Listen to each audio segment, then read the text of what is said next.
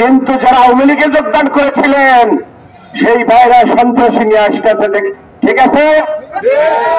যদি ভুল বলি তাহলে জবাব দিন।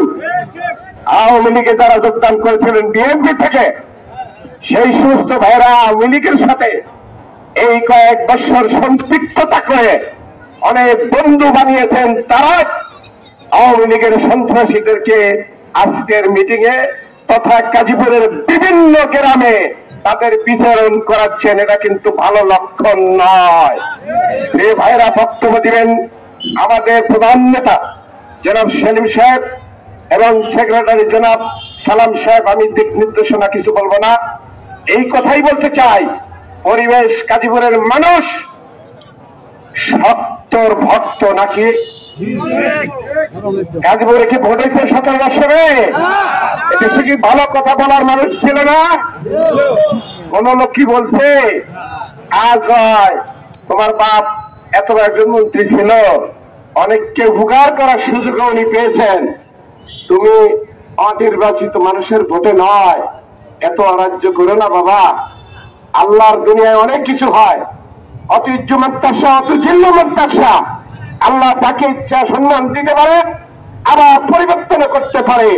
আপনারা কি ধারণা করেছিলেন এই ফ্যাসিস্ট হাসিনা এই ক্ষমতার থেকে নামবে? আপনারা ধারণা করেছিলেন? আল্লাহর রহমতে আমার ছাত্র ভাইরা, শুধু ছাত্র ভাইরা না, আপনারা সাধারণ মানুষ, বিভিন্ন দলের নেতা কর্মী, তাদের সহযোগিতায় আল্লাহর কৃপায় এই ফ্যাসিস্ট পলাইতে বাধ্য হয়েছে।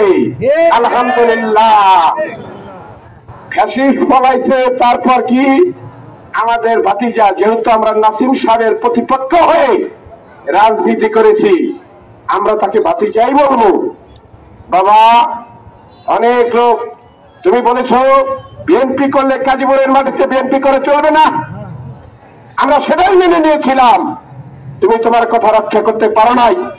সিরাজগঞ্জে করে মিটিং হলে আমার গাজীপুরের কর্মীরা, মিনু সাহেব, সেলিম ভাইয়ের কর্মীরা, সালাম ভাইয়ের কর্মীরা, রতনের কর্মীরা সহ আজকে উপজেলার কমিটির সকল কর্মী যাদের কমিটিতে নাম ছিল, সেই তালিকা নিয়ে তাদের কি পরিমাণ অত্যাচার করা হয়েছে আপনারা জানেন?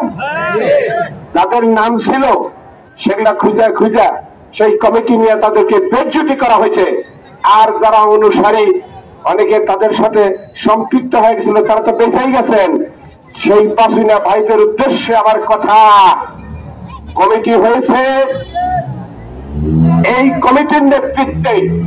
কমিটির লোক যদি একটু দুর্বল হয়, আর আপনি যদি তালুকদার হন, সরকার হন, মন্ডল হন, মাস্টার হন আর ক্যাডার হন, কমিটির বাইরে পাল দিলে তারপর নাও থাকতে পারে। এটা আমি আমার সভাপতি সেক্রেটারির কাছে আবেদন জানাবো। আর আমি